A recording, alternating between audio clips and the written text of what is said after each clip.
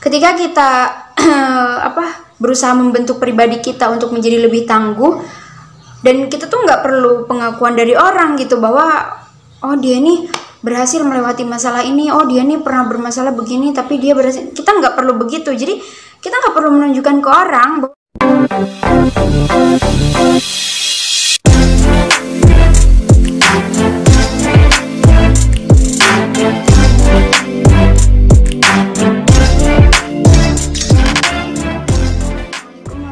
wabarakatuh. Welcome back to my YouTube channel. Kembali lagi di channel aku, Okta Official. Dan pada kesempatan kali ini aku mau berbagi tips atau istilahnya sharing bersama kalian beberapa tindakan gitu yang aku lakukan ketika ada di posisi putus asa, terpuruk gitu ya, istilahnya kayak ingin menyerah gitulah pokoknya. Nah, jadi sebelum kalian nonton video ini, jangan lupa membaca Bismillahirrahmanirrahim dulu, dan biar kalian nonton ini tuh nggak cuma-cuma gitu buang kuota, jadi pahala, jadi nilai ibadah gitu, niatnya mencari ilmu ya. Oke, jangan di skip. Untuk tips yang pertama yaitu kita menceritakan masalah kita, keluh kesah kita, atau apapun itu sesuatu yang membuat kita putus asa sama Allah. Jadi ini diantara semua hal yang paling penting adalah yang pertama ini, yaitu kita cerita sama Allah. Karena dialah yang memberi kita cobaan, dialah yang memberikan kita kebahagiaan, dia yang memberikan kita kehidupan. Nah, ketika kita ada masalah, maka utamakan kita bercerita kepadanya gitu. Jadi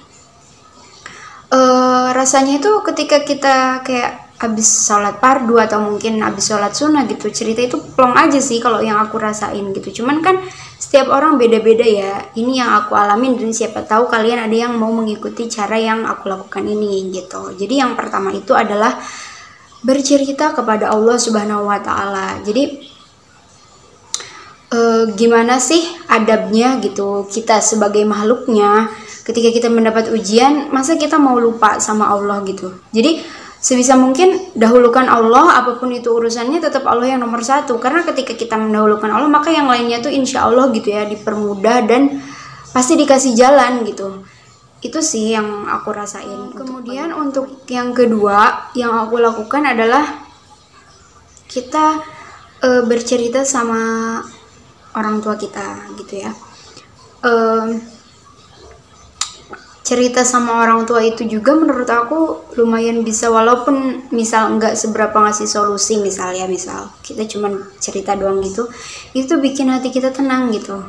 Jadi kayak cerita sama ibu atau mungkin cerita sama ayah gitu. Nah, itu tuh ada support system tertentunya menurut aku. Ketika kita setelah cerita sama orang tua itu, sebenarnya masalah itu tuh belum selesai ketika itu, tapi kok hawa ruwetnya itu udah kayak plong gitu. Nah, itu sih pengalaman aku juga yang aku rasain juga ketika kita punya masalah. Setelah kita cerita sama Allah, cerita sama orang tua itu seolah-olah tuh rasanya kayak mudah aja gitu perjalanan, atau bukan perjalanan ya, seolah-olah tuh kayak ngadepin ujian tuh mudah aja gitu hawanya, jadi nggak ngerasa kayak berat banget. Poin yang ketiga yang aku lakukan yaitu manusiawi ya, aku termasuk orang yang cerewet gitu ya, bla bla bla bla bla. Kalau ada apa-apa tuh kayak, kalau apalagi sahabat-sahabat aku, mungkin misal kalian ada yang nonton video ini, kalian pasti paham aku tuh kalau punya masalah orangnya nggak bisa kalau yang namanya nggak cerita sama sahabat.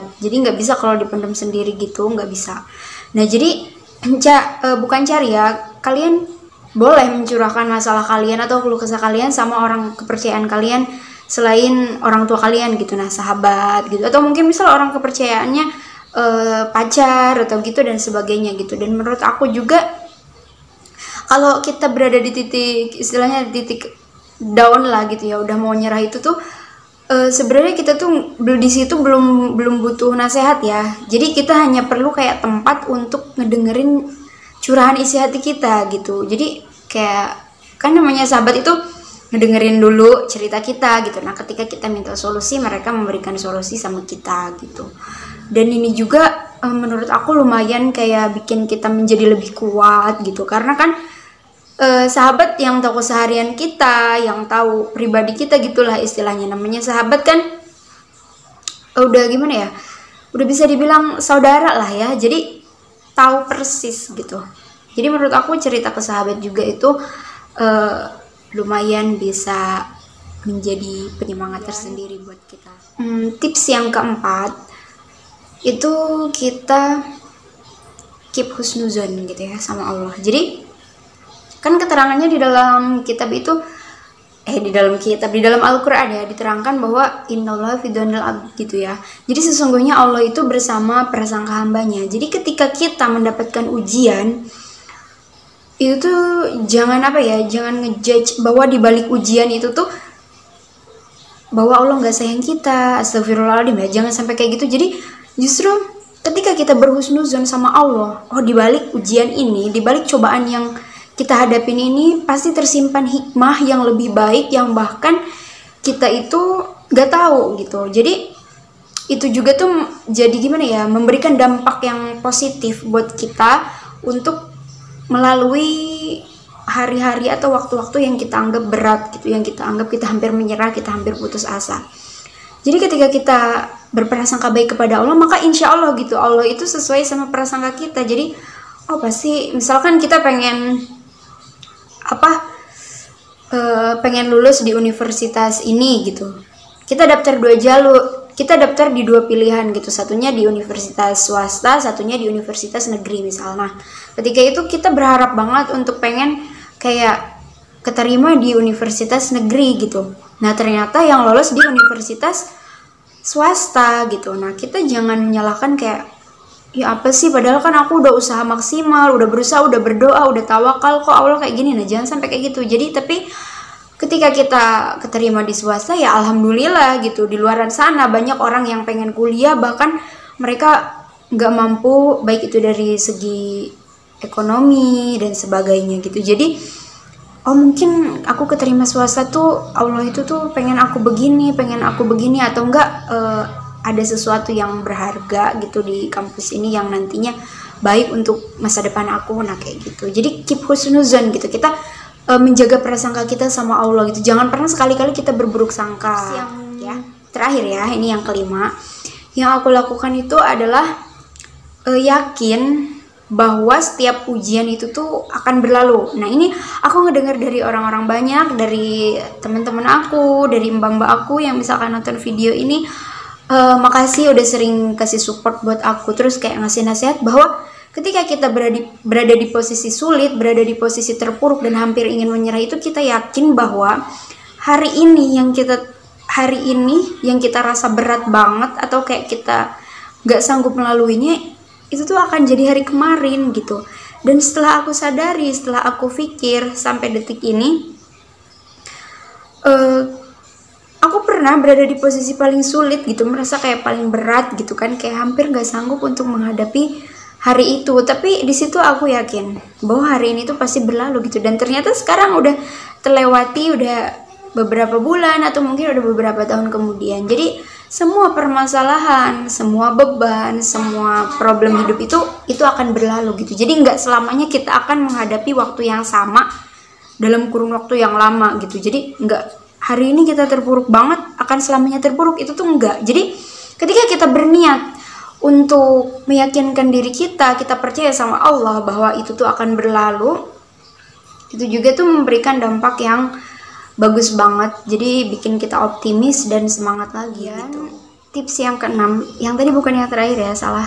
Jadi manusiawi di era yang modern ini, yang serba canggih, serba teknologi gitu, semua orang itu bisa bercerita sesuka hati di media sosial, bisa curhat, bisa ngelabrak orang, pokoknya bisa tahu pribadi orang. Istilahnya kita bisa mengeksplor kehidupan yang walaupun itu bentuknya pribadi dengan adanya teknologi yang canggih ini gitu ya. Salah satunya ada aplikasi WhatsApp, Instagram, Twitter dan sebagainya gitu. Nah di sini yang aku lakukan adalah ketika berada di posisi terpuruk atau merasa putus asa itu, bukan enggak menceritakan, bukan enggak bikin status ke WhatsApp, bukan. Aku juga masih berusaha karena memang sulit untuk menahan diri enggak bukan gimana ya, bukan niat kita sebenarnya bukan mengumbar ya, kayak cuman mengekspresikan, bukan ingin menunjukkan ke orang sih.